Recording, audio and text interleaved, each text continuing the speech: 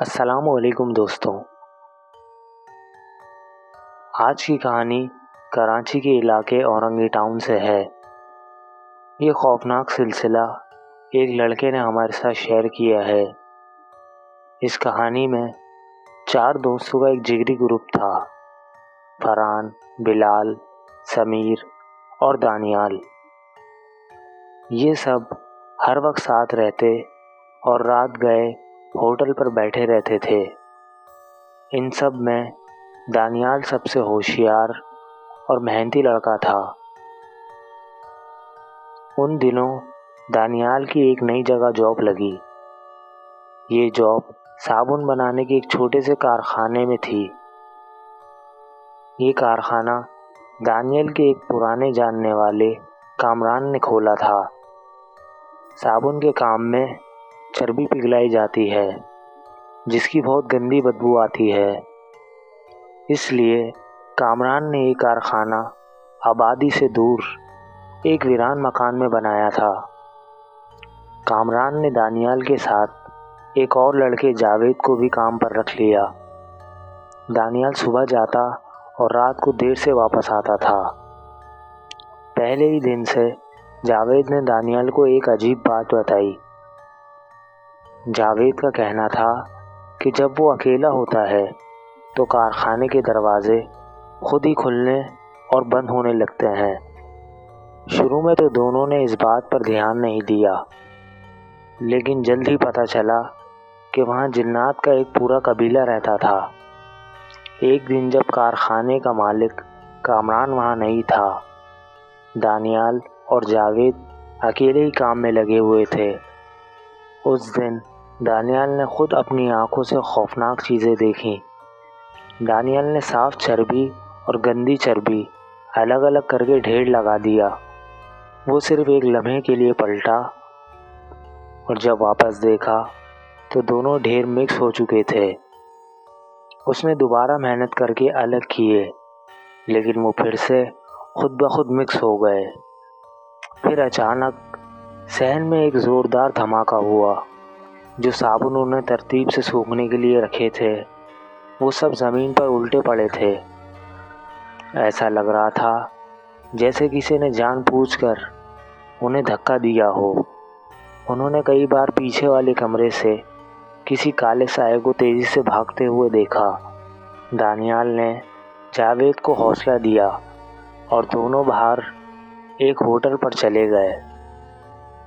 انہوں نے کامران کو بلا کر سب بتایا، پر کامران نے بات کو ہنسی میں اڑا دیا۔ دانیال کے بار بار کہنے پر کامران ایک عامل صاحب سے کچھ نقش اور تعویذ لے آیا۔ کامران نے کہا کہ انہیں کارخانے کے چاروں کونوں میں لگا دو، سب ٹھیک ہو جائے گا۔ اگلے ہی دن دانیال نے وہ نقش کارخانے کی دیواروں پر کیلوں سے ٹھوک دیے، اور یہی ان سب کی سب سے بڑی غلطی تھی۔ کیلوں کے ٹھوکتے ہی دانیال کو محسوس ہوا جیسے اس کے کندھے بہت بھاری ہو گئے ہوں۔ کارخانے میں تو وہ آوازیں ختم ہو گئیں، لیکن وہ مخلوق وہاں سے نہیں گئی۔ وہ نقش اور کیلوں کی وجہ سے زخمی ہو چکی تھیں اور اب بدلہ لینے پر اتر آئیں۔ کارخانے میں لگاتار نقصان ہونے لگے، مال خراب ہوا اور پیسے پھنس گئے۔ ادھر دانیال کی صحت دن بدن گرنے لگی۔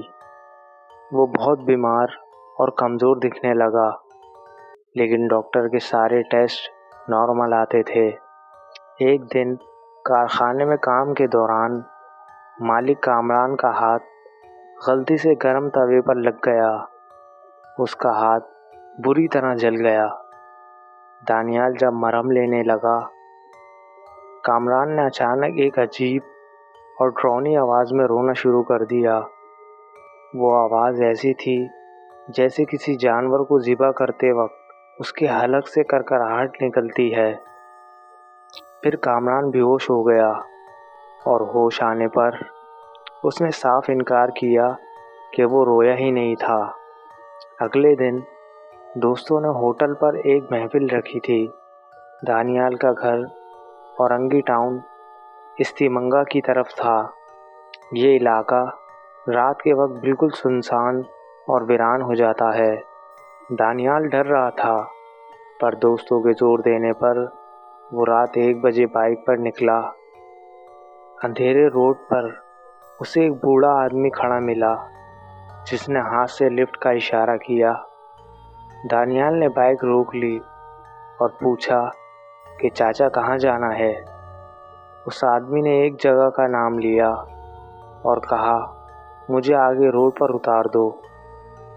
دانیال نے اسے پیچھے بٹھا لیا۔ راستے میں دانیال نے بات کرنی چاہی، مگر اس آدمی نے کوئی جواب نہیں دیا۔ کچھ دور جا کر دانیال کو عجیب سا ڈر لگنے لگا۔ اس نے پیچھے دیکھا تو وہ آدمی غائب تھا۔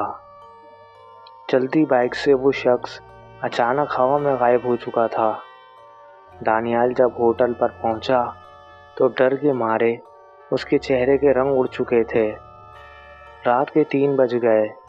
جب سب واپس جانے لگے تو دانیال رونے لگا کہ اسے اکیلا گھر نہ بھیجیں۔ وہ شخص جو کبھی کسی سے نہیں ڈرتا تھا، آج بری طرح کانپ رہا تھا۔ سب دوستوں نے فیصلہ کیا کہ وہ دانیال کو چھوڑنے اس کے گھر جائیں گے۔ بلال اور سمیر گاڑی میں تھے اور نعمان دانیال کی بائک چلا رہا تھا۔ راستے میں ایک خالی گراؤنڈ کے پاس گاڑی اچانک جھٹکا کھا کر بند ہو گئی۔ روڈ پر بالکل اندھیرا اور سناٹا تھا۔ گاڑی کے اندر بیٹھے دوست پریشان تھے، کیونکہ نہ شیشہ نیچے ہو رہا تھا نہ دروازہ کھل رہا تھا۔ نعمان باہر بائک پر اکیلا ڈر سے کانپ رہا تھا اور دل ہی دل میں آیت الکرسی پڑھ رہا تھا۔ 5 منٹ بعد گاڑی خود ہی اسٹارٹ ہو گئی اور وہ سب جلدی سے دانیال کے گھر پہنچے۔ دانیال کے گھر کے باہر ایک لوہے کی کیل لگی تھی جو نعمان کے پاؤں میں چبھ گئی اور خون نکل آیا۔ اس رات دانیال نے خواب دیکھا کہ ایک سرکٹا جن اس کے سرہانے کھڑا اسے جان سے مارنے کی دھمکی دے رہا ہے۔ اگلے دن دانیال کا 9 سال کا چھوٹا بھائی ذیشان اس کے پاس آیا۔ ذیشان بولا، بھیا میں نے رات ایک عجیب خواب دیکھا۔ رات کو نعمان بھیا بائک پر تھے اور ان کے پیچھے ایک سرکٹا آدمی بیٹھا تھا۔ نعمان بھیا کے پاؤں میں چوٹ بھی لگی تھی۔ وہ سرکٹا آدمی آپ کے ساتھ گھر کے اندر آیا اور آپ کے بیڈ کے چاروں طرف چکر کاٹ رہا تھا۔ ذیشان کے اس خواب نے دانیال کو ہلا کر رکھ دیا، کیونکہ جو کچھ رات کو سچ میں ہوا تھا وہ سب چھوٹے بھائی نے خواب میں دیکھا تھا۔ دانیال نے فوراً سب دوستوں کو گھر بلایا۔ اس کی طبیعت بہت خراب تھی۔ بلال ایک روحانی علاج کرنے والے بزرگ کو جانتا تھا۔ وہ سب ان کے پاس گئے۔ ان بزرگ نے بتایا کہ کارخانے میں جو نقش لگائے گئے اس سے جنات کے خاندان کو بہت تکلیف پہنچی تھی، اس لیے وہ اب بدلہ لے رہے ہیں۔ اور راستے والا سرکٹا سایہ الگ تھا جو سنسان روڈ سے پیچھے لگا تھا۔ بزرگ نے دانیال کو کارخانے جانے اور خوشبو لگانے سے سختی سے منع کیا، لیکن مصیبت یہاں بھی ختم نہیں ہوئی۔ جنات نے دانیال کو چھوڑا تو اس کے چھوٹے بھائی ذیشان کے پیچھے پڑ گئے۔ ذیشان کو خواب میں وہ آتے اور کہتے، دانیال نے ہمارے اپنوں کو نقصان پہنچایا ہے، ہم تمہارے خاندان کو برباد کر دیں گے۔ وہ بچہ ان اثرات کے نیچے آ کر عجیب و غریب باتیں کرنے لگا۔ ان بزرگ نے بہت کوشش کی، چلہ کشی ہوئی اور دانیال نے ان مخلوقات سے معافی مانگی۔ پورے 6 مہینے کے لمبے علاج کے بعد سب کچھ ٹھیک ہوا۔ الحمدللہ آج دانیال اور اس کا خاندان بالکل ٹھیک اور سکون میں ہے، مگر وہ کارخانہ تباہ ہو گیا اور لگاتار نقصان کے بعد اسے ہمیشہ کے لیے بند کرنا پڑا۔ تو دوستوں، یہ تھی اورنگی ٹاؤن کی ایک سچی اور سبق آموز کہانی۔ اگر کہانی پسند آئی ہو تو ویڈیو کو لائک اور چینل کو سبسکرائب ضرور کریں۔ اللہ حافظ۔ ہماری کہانیاں اگر آپ کو اچھی لگتی ہیں تو پلیز لائک کیجیے، سبسکرائب کیجیے اور ہاں، شیئر کرنا مت بھولیے گا۔